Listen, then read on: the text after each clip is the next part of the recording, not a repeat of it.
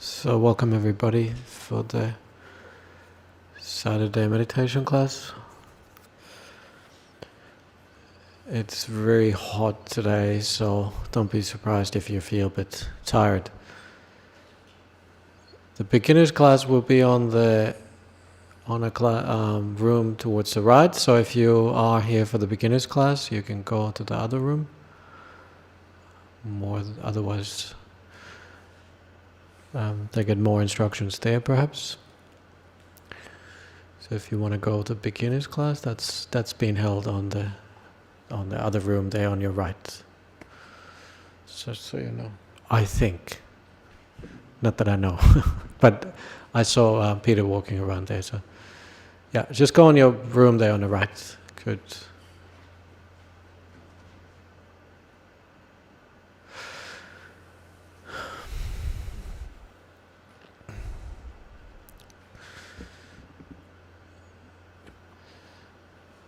So I've been teaching now meditation for a few years, and one thing always comes up that people say they cannot quiet their mind. There's always thoughts coming to your mind, or there's pain in the body. There's a very similar things what happens to all of us. One thing I always like to, when people they ask questions, they say, is this normal? This happened. Is this normal? Yes, a lot of things are just normal. Like you're thinking a lot or something. What happens quite often, you come to a quiet space and the volume goes to 11, so to speak. You know, usually you think there's a quietness in the mind, but then when you come to a quiet space, you start seeing how high the volume goes. With the pain in the body, the best analogy I've come up with recently is we want to make the body static. The body is going to have pains no matter what. It's always irritating. No matter, even if you sit on the most comfortable bed, you're lying there. After a while, you just want to adjust a little bit. And then you're like, oh, this is nice. And then you sit, lie down there, and then you want to adjust again. There's always going to be pains in the body. But so that's why I like that idea of that having the body as static as possible. It doesn't really matter, the posture doesn't matter so much, but as long as you make it in static in the sense that you don't pay attention to it. And why I use the word static is that it's like static noise. If you're in the hall, and here we have this constant hum now of the aircon, and if it's constant, you don't notice that noise. Just kind of here all the time. But you can only pay attention to static noise, something which is not changing for a little while, for 3 seconds, 4 seconds, 5 seconds, and then you start thinking about something else. You might go back to it a little bit, but then you lose the interest. The only time, if there's a static noise like this, you would notice that if it turns off. Like the aircon, you would have, let's say you're at home, you just have one aircon, it's static, it's coming, the hissing noise, and then it turns off, and then you notice that it turned off.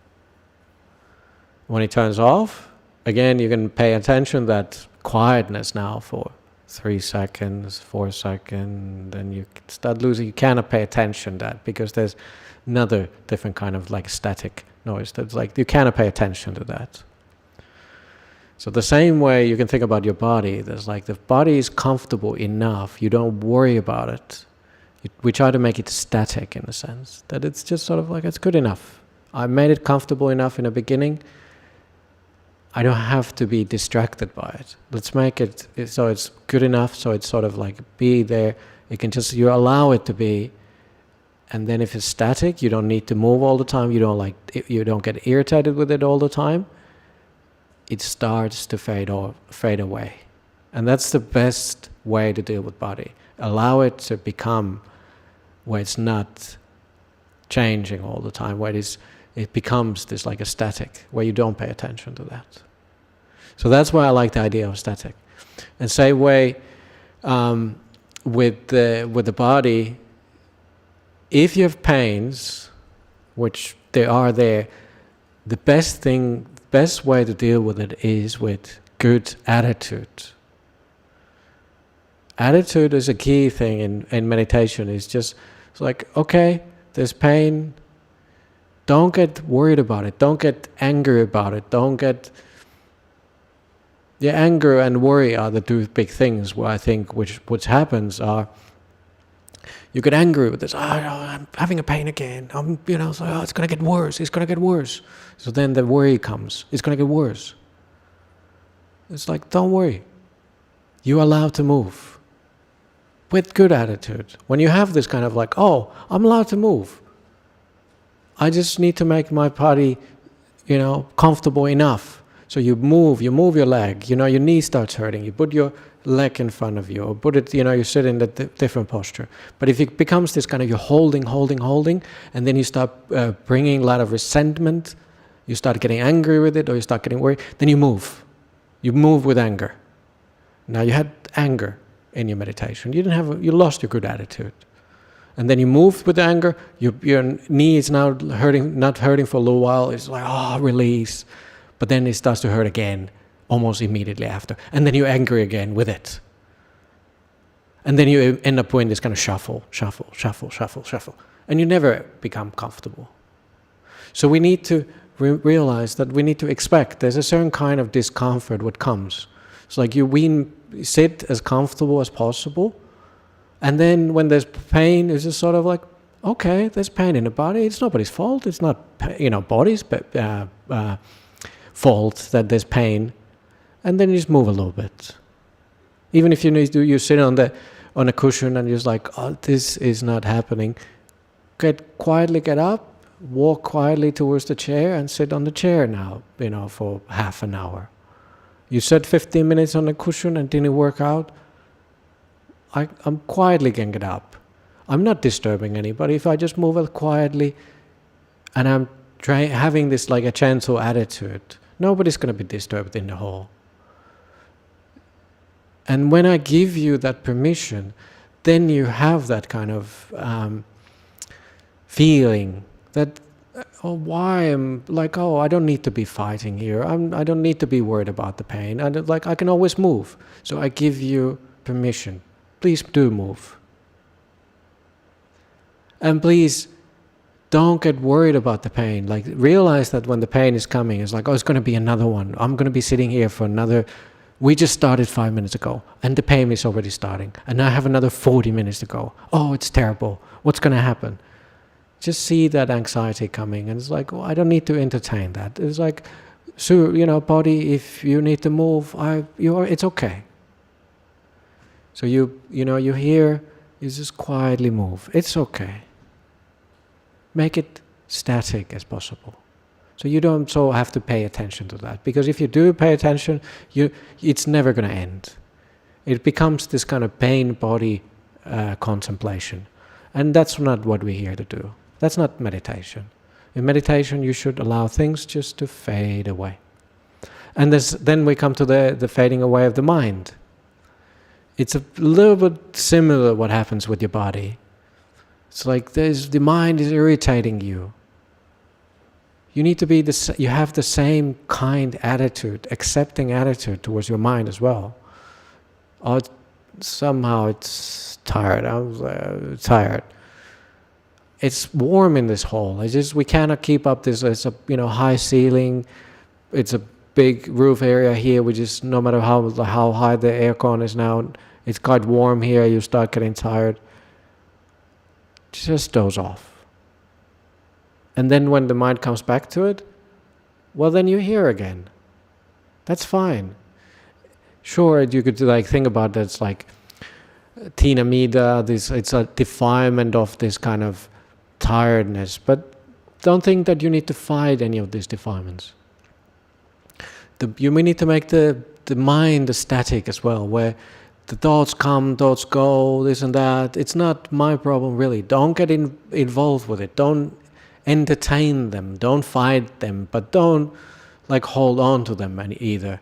Oh, it's going to get worse. I'm just going to talking, as if you're going to win the fight. You're never going to win the fight. You're fighting yourself. So attitude is the key, even with the mind. The thoughts are there. They are going to be there. If you have good attitude towards that, accepting, forgiving, it's not so, you don't make it such a big deal, then it's easy to deal with your own mind. Basically what you're doing now, when we're going to sit 45 minutes, is that you're going to be watching the mind, how you live your life. So whatever is going to happen in your mind, that's how you live your life. That's how you've been dealing this whole week, this whole beginning of the year, whatever the time period is. That's what you're going to watch. It's not somehow going to magically transform into somebody else's mind, which is somehow kind and peaceful. Only thing you can have is try to have accepting mind towards their own mind. And think about that this is like a feedback. This is what it's now telling me. This is who I am. I'm a judgmental person. I'm a control freak. Think about these kind of thoughts all the time. This is just what it's going to show you. It's like a mirror now. You're going to be watching it. And that's why it feels like the volume is going up. Now you don't distract yourself for a while. For 45 minutes, we don't just keep distracting ourselves with that endless scrolling of phone or going for a run or going for whatever you do in life. We just have to have patience, good attitude. And that gives you the feedback where you could perhaps improve your kindness, your sea line life, where you could perhaps be a more forgiving person. How do you deal with yourself, basically? Because you are with yourself all the time. You just don't pay attention to that. So now we're paying attention to ourselves for a little while. So if the meditation doesn't work, don't blame me. Not my fault. In the same way, I'm not going to come to you and tell, I had a terrible meditation, it's your fault. You're shuffled around. No, it's my fault if I pay attention. You're shuffling. So that's how the meditation works. So we try to have this kind of like good attitude. Just remember, we're just about to start now. So just remember, you're allowed to move. It's okay. Move quietly, even if you need to get up. Sit on a chair. If you're sitting on a chair and you want to sit on a cushion, just quietly. It's fine. No problem. I give you permission. Only thing please don't do is to take your phone. That's not the way to do. But if you need to take your phone, look at it now. If you have doubts, it's not on silent. That is a concern.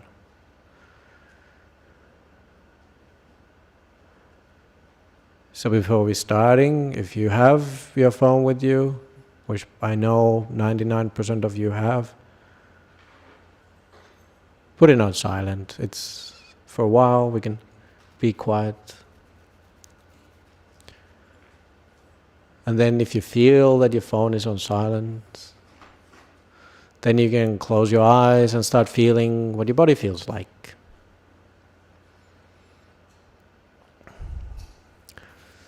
When you close your eyes and feel your body, you know if there's something to be corrected. Maybe you made a wrong decision to sit on the floor. Maybe you should have sat on the chair. Now it's time to do it. Maybe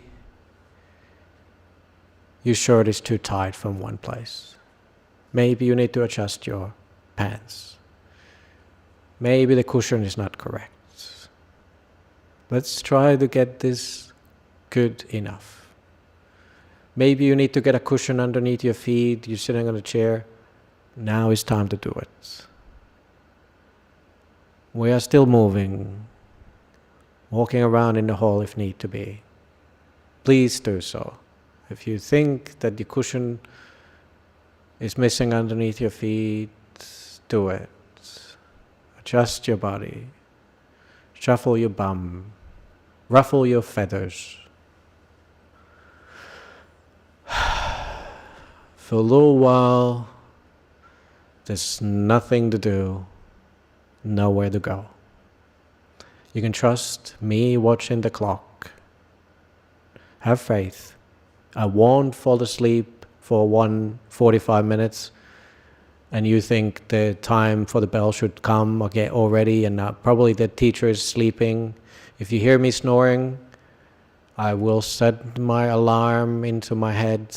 45 minutes, I will wake up. I've done that before. I thought meditation, slept for half an hour and woke up just on time to ring the bell. So I will wake up at 4 o'clock. So we're going to be sitting here until 4 o'clock. Nothing to do, nowhere to go. We're watching our own mind. So if you think everything is good enough in your body,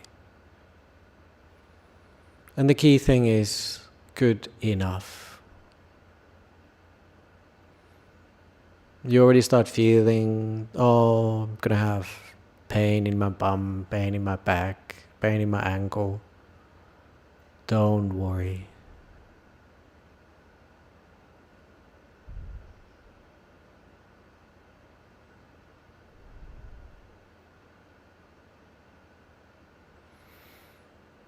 Just feel this environment. Isn't it nice to be here with all our friends? We're all here for about the same reason. We just want to have a quiet time for a while. We just want to relax.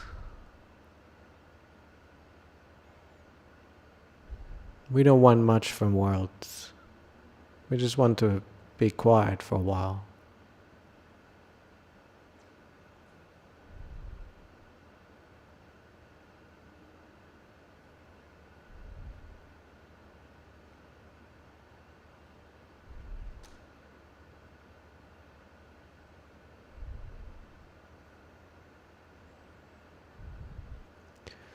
Stretch your neck a little bit. Your heavy head is pushing down on your neck. Move your back a little bit. Make sure it's a little bit straight, but not too much. Just open up those back muscles. If you think you're slumping a little bit, that helps sometimes, so you can breathe at ease. You can put your neck back a little bit, but not too much, but just tiny bit. Tuck it back a little bit, so if you want to feel that you are more awake. But if you want to slump, it's okay. It's fine to slump, absolutely okay.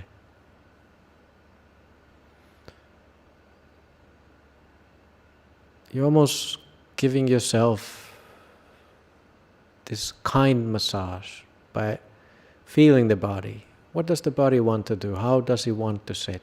Feel yourself wanting to sit one way or another.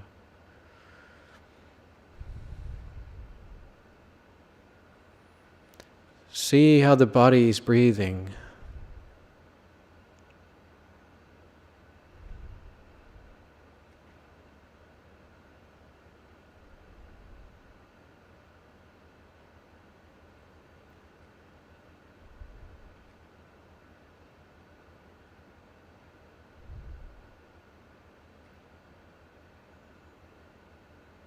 Can you notice that your body is like an orchestra, made out of all these different things, keeping self alive? All these different parts are trying to work together.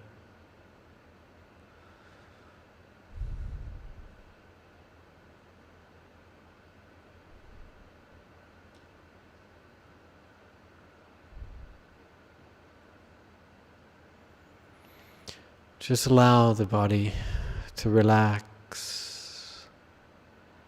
Relax.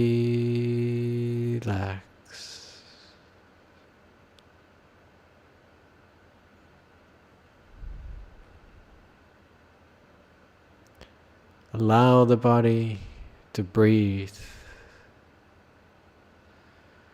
Just breathe in this beautiful fresh air we have. So nice to breathe.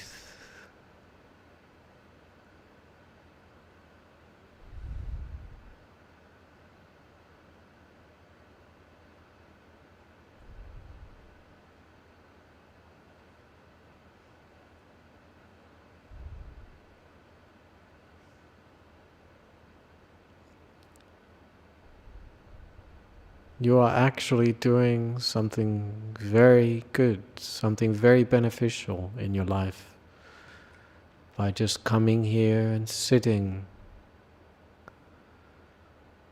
So as long as you do this grounding in the beginning well, where you enjoy this place, that spills into the meditation when you're sitting quietly afterwards. So remind yourself how nice it is to be here. Feel your body. Feel the energy of the hall. Feel the other people around us. We are surrounded by good energy, kind people.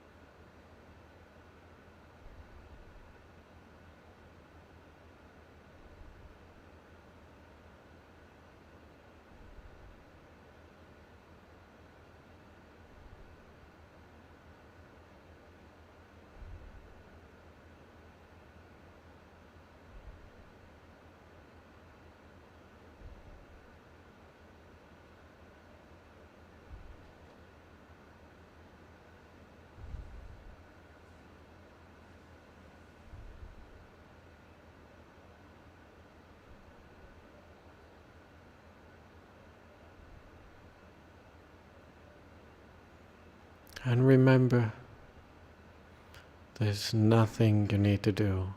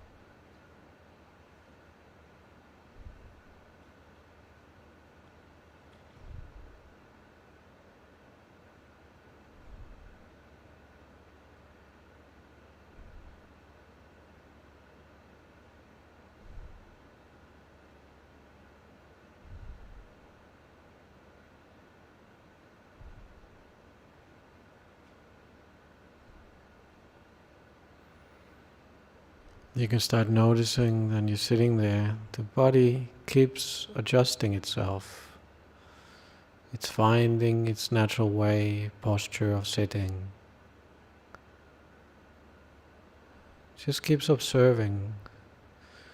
See what the mind and the body wants to do.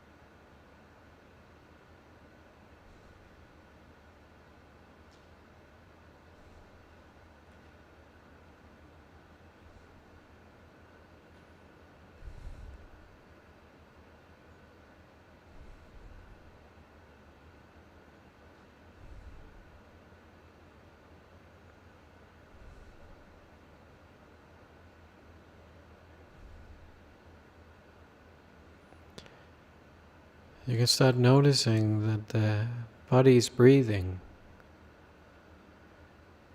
Just see the body breathing in the beginning and be interested.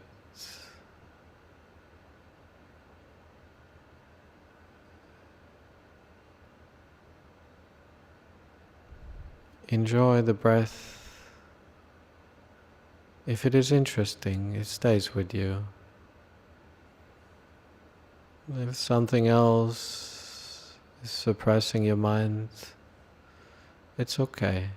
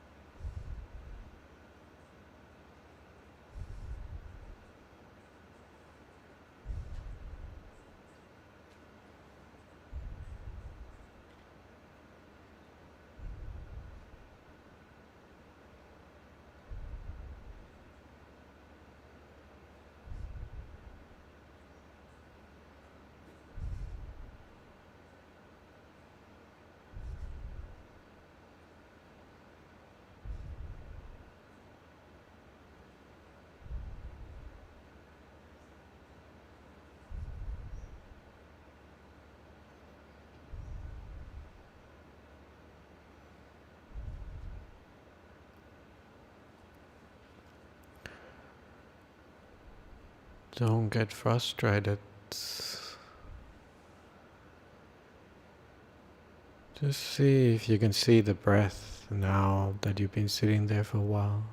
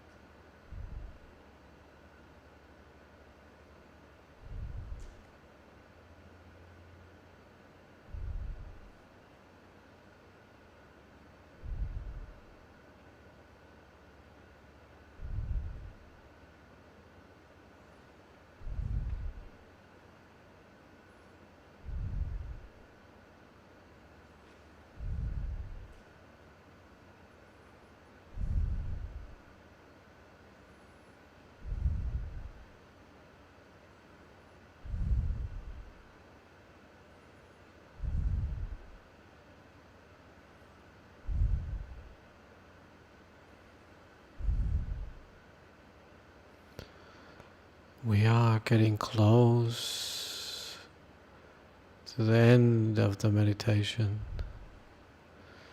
We still have a few minutes left. See if you can now, towards the end, just enjoy your breath for a while.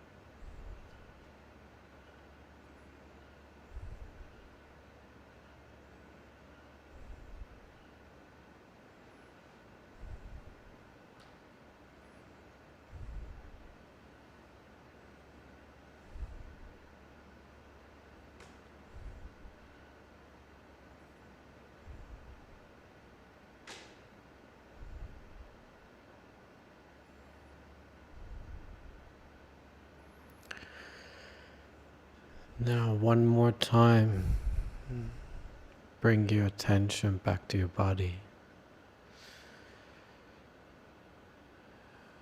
What positive changes do you feel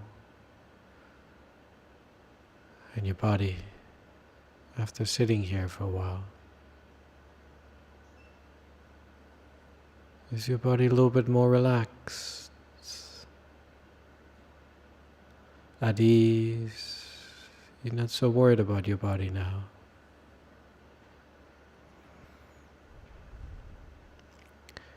What positive changes have happened during the meditation?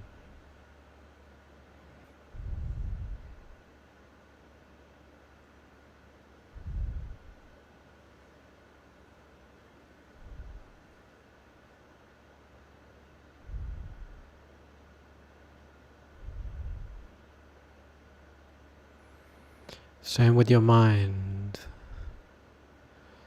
What positive changes there has happened in your mind?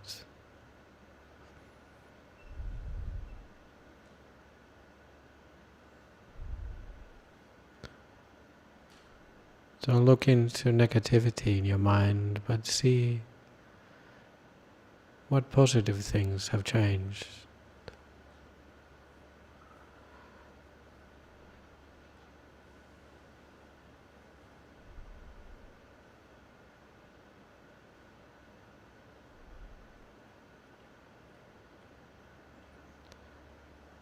I will now ring the bell 3 times and try to listen. All the 3 rings before you open your eyes.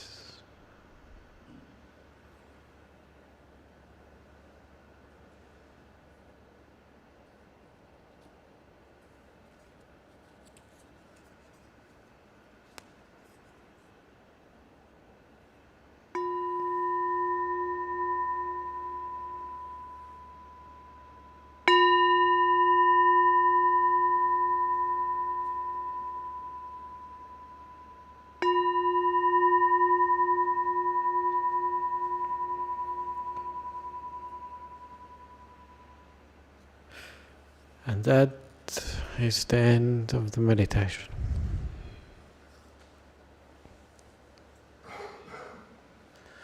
Very good. I hope you have a good afternoon. Try to stay cool. We got a few questions. If somebody has anything, you can stay in the hall. Otherwise, please, you can go if you wish. Online question from Germany. Dear Ajahn, how do I apply kindness to my body when the pain is stronger than my love? What is kindness compared to love? Thank you kindly. It is really the acceptance. It comes from that. So if the loving kindness, so to speak, doesn't work, you have to reframe it differently. It's the same words, but same thing, but it's just you change the word to suit your pain, the way you see your body. One thing is, I've noticed that what works really well is forgiveness to the own body. You see your body as, like I said last night, I gave a talk about nature.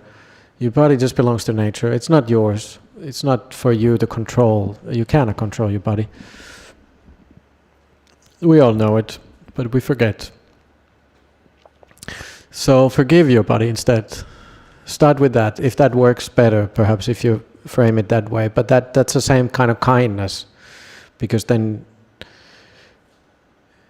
you're looking at your body differently instead of looking at it with anger. It's actually Buddha quite often when he talked about what we say, love, loving kindness. The Buddha actually used the words, how would you say in English? Non-anger. That's the direct translation from Pali. So you look at it with non-anger, and that's why we actually use when we translate it quite often, even as translators, Ajahn Mudito or whoever, they always use the word loving kindness, even though the Pali says non-anger. So whatever you want to use that word for, is like, instead of like, okay, non-anger for me is, I start with forgiving my body, try to be more at ease with my body, just to look at with compassion. So start with that.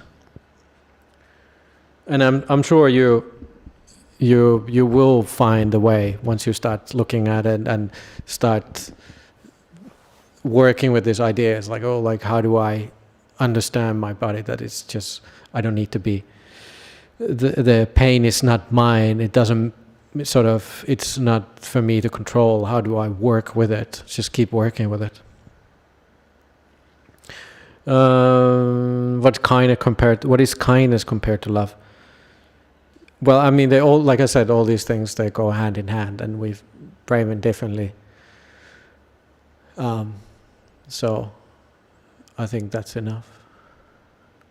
Anything else? Anything from the hall? Do anybody want to say something?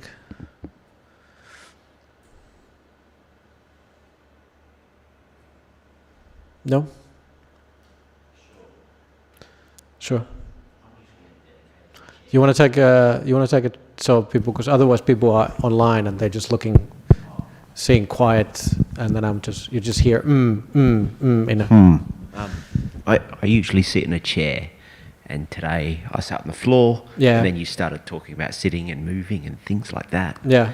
I was just curious, do monks such as yourself ever sit in a chair? Because I found it very different, but. I do. I mean, for the longest period of time, I sat on the not so chairs, but then the little stools. I find that comfortable. That is actually quite comfortable, that little stool. Do you have any tips for sitting on the floor? Because I need them. Yeah. Well, the tip is not to. It's actually very quite stable, because like I don't like to sit on the chair, because it's just somehow my knee starts hurting a lot more when I'm sitting on the chair. But it's the same, like, as long as it doesn't become like you're just watching pain. But some people are more flexible than others, and don't blame yourself if you don't have flexible hips. Like, I started sitting because I just saw everybody sitting on the floor when I started 25 years ago. And then, so I thought that's the way to do it, and I went through a tremendous pain, because I come from, like, I used to ski, cross country ski and skating and all that, so I had very strong muscles in my hips. It was like I was not flexible at all. But tip, as long as don't think that is like if I just sit longer, like, and I just endure pain, that's proper meditation. That's not what you're supposed to be doing. So try with the stool next week, and then try propping up with 4 cushions and put behind your knees and under your knees, and then 2 cushions behind your back, so it's actually elevates you a bit more, so it pushes your hip a little bit forward.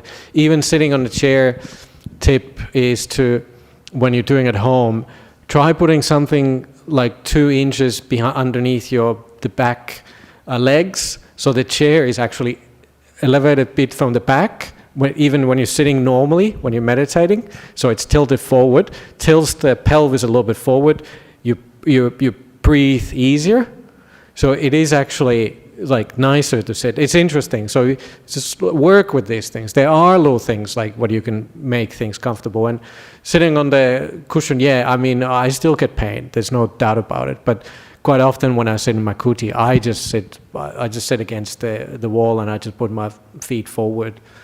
But I cannot sit too long in a chair. For me, this is actually more comfortable. But yeah, so those would be my tips. Yeah. Thank you. Sure.